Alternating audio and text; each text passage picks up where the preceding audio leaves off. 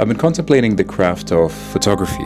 And to me, photography is a meditation, a space for me to go to when I would like to cut out the noise and have a bit of time to really get into the flow of taking photos and capturing moments. I think there's an interesting relationship that starts happening between the photographer and the tool or the camera, because it is through this lens that you end up seeing the world, and it's a unique view on the world. It's through the lights and shadows and moments in between you kind of really become a bit more intentional about your surroundings. So to me, the camera is a bit of a tool to really meditate. Now, before picking up the M11, I was contemplating Leica for a very long time. I was trying to see if it really made sense for me to shoot on a system like this, which obviously is not cheap, but also is very manual when it comes to the photography experience. A year and a half later, I would say that what this system taught me is to definitely be a lot more intentional with my photography and also with my framing. Although this is a digital camera, and I think the next step from this for me probably will be a film camera, I think there's a space that this system really invites you to slow down and to become a bit more intentional. And I really think an evolution from this digital system is for me to start exploring an analog system. I do remember the very first time I was shooting analog. It was probably when I was a kid with my mother, and I was pretty frustrated at how bad the images were coming out, and I remember that clearly, and I was kind of like wondering how was she able to take amazing pictures when we were out traveling. And I think today I'm a little bit more curious to revisit the analog system and revisit the film system. Perhaps a little bit of nostalgia that I'd like to experience, but also it's to broaden my experiences with film and really the process of taking exposures and developing that and really getting to know the different types of film color and how they react to light, and that entire experience.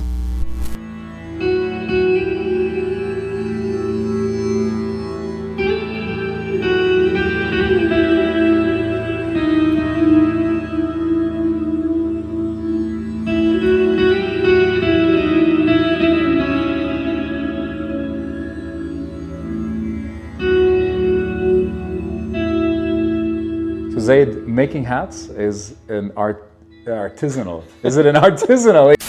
It's an artisanal skill set. Personally, I'm a person that really, loves wearing hats. And when I saw the work that you do with hats, I, had to reach out, and then realized at the time you were in Mexico. Realized you also, lived in Dubai at some point, and we had so many common friends. Yeah. But tell us a little bit about what got you really started on creating hats. I just could never find a hat that fitted me properly. And then being in Mexico at the time, when me and my partner moved there, we were surrounded by hats. So I was just trying it on, and at the time I was making clothing. So this was my creative outlet at the time. But then when I saw the hats, I was like, okay, how do you even make a hat? Because I need one to actually fit me properly.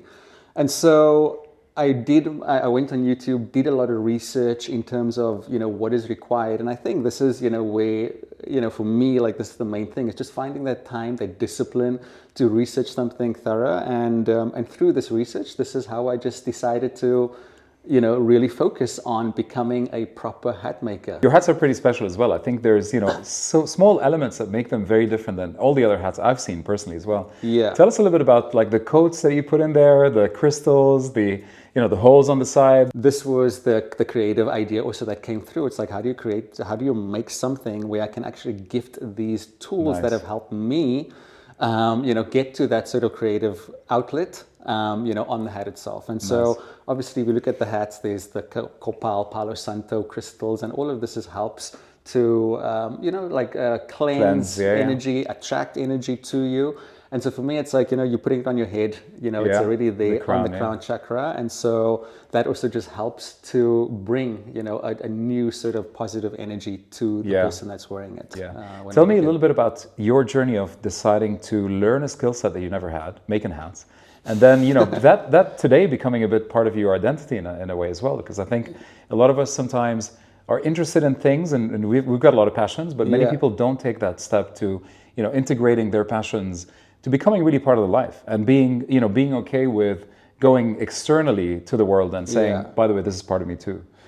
What was your journey on that? I think it's just that that desire to express yourself in a unique way. You know, it's like sometimes you just get like if I speak again just from myself, you know, I just get caught up in work so much. And so for me, it's like, how do I distance myself from that, where I can put all my attention into creating something completely different. And so this is the beauty of, you know, the consulting and corporate work that I do, and I can just put that away and suddenly, okay, I'm a hat maker, which is a completely different persona. And again, for me, the reason why I do it is just because that makes me feel alive. It makes me feel completely alive. And so when I do it, I'm like, oh, wow, thank goodness I took 2 or 3 years to learn this. To learn that, you know, because through the whole process, I was like, why are you even doing it? Like, are you going to be the world's best hat maker? But it's not about that. It's not even about that. It's just the act of doing it. And you show yourself like, oh, wow, I can actually do it. And then... And then you do it, and then people are suddenly like, "Oh, I want one." Oh, wow, here's a business. Beautiful. You know, and it was also just because I needed one for myself. You know, and so. But it's that inquiry around the passion point that is true to yourself and very authentic, and then that unfolds into something, you know, beautiful as an actual. You know, become known for making hats, and that's like part of who you are to a degree as well. 100%. That's beautiful, man. Thanks for making my green hat that I used for my last show. So thank you so much for that. Yeah. It brought a lot of magic. And it looked amazing.